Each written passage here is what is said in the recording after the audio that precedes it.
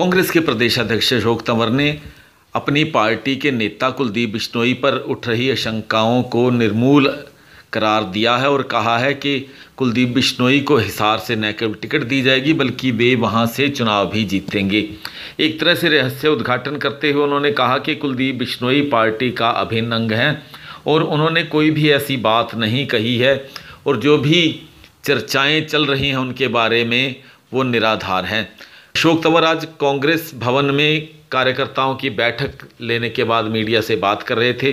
नहीं, वो तो सुबह मिल के चले गए थे, कहीं उनके ज़रूरी काम थे। उन्होंने खुद कहा है कि ये जो उनके विरोधी हैं, भाजपा के लोग हैं, इन लोग के लोग हैं, जजपा के लोग हैं, विरोधी इस तरह की बात फैला रहे हैं। कांग्रेस में उनकी आस्था है, उनका विश्वास है और कांग्रेस के माध्यम से आने वाले समय में मैं समझता हूँ कि पार्टी उनको जो महत्वपूर्ण भूमिका है चुनाव लड़ने की वो देगी और वो जीतेंगे भी। कांग्रेस प्रदेश अध्यक्ष ने कहा कि कांग्रेस पूरी तरह से तैयार है और हरियाणा की 10 की 10 सीटों पर प्रभावशाली उम्मीदवारों को उतारा जाएगा। उन्होंने कहा कि 23 तारीख को दिल्ली में एक बैठक होने जा रही है जिसके बाद बस यात्रा शुरू की जाएगी और पूरी की पूरी कांग्रेस उस बस यात्रा में शामिल होगी। हमारी बस यात्रा जिसकी शुरुआत 26 तारीख से फरीदाबाद से होनी है, जिस यात्रा का आगमन हमारे यहाँ 27 की रात को होगा, 28 की सुबह फिर दोबारा हम यहाँ से यात्रा शुरू करके पूरा संसदीय क्षेत्र जिसमें हमारा यहाँ से फतेहाबाद जाएंगे, फतेहाबाद से रतिया, रतिया से टोहाना, टोहाना से नरवाना, नरवाना से जींद और जींद से यात्रा आगे निकल जाएगी। तो 28 तारीख के जो मुख्य कार्यक्रम 27 को, क्योंकि रात को हम पहुँचेंगे, ये यात्रा हिसार से हमारे संसदीय क्षेत्र में एंटर करेगी।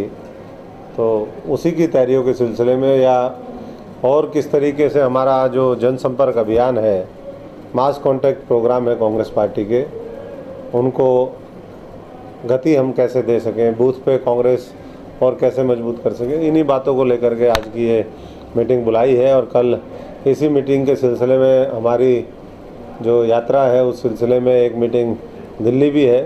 23 तारीख को कल प्रातः 11 बजे कांग्रेस के मुख्यालय 24 अकबर रोड में हमारी मीटिंग होगी। मैंने कहा कि जो कांग्रेस में है वो इस बस में है। देखिए, संभव तो अब होने वाला है, नामुमकिन तो अब मुमकिन होने वाला है, लेकिन वो कांग्रेस करेगी, वो ये नहीं करेंगे।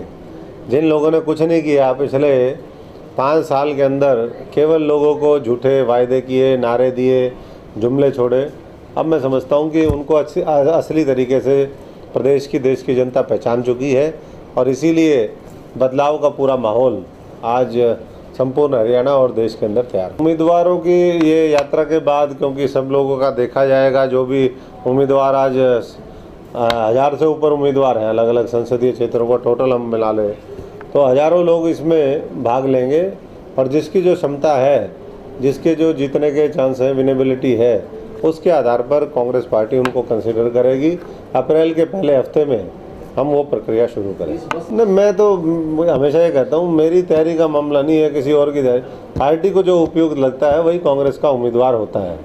तो इस चुनाव में भी जो भी उपयुक्त उम्मीदवार हैं हर संसदीय क्षेत्र में, आज वो अपना काम कर रहे हैं और सारे चीज़ों का विश्लेषण करने के बाद कांग्रेस पार्टी अपने उम्मीदवार तय करने। हमारे पास तो बहुत आने वाले हैं, अभी और आएंगे, लेकिन दुर्भाग्यपूर्ण है कि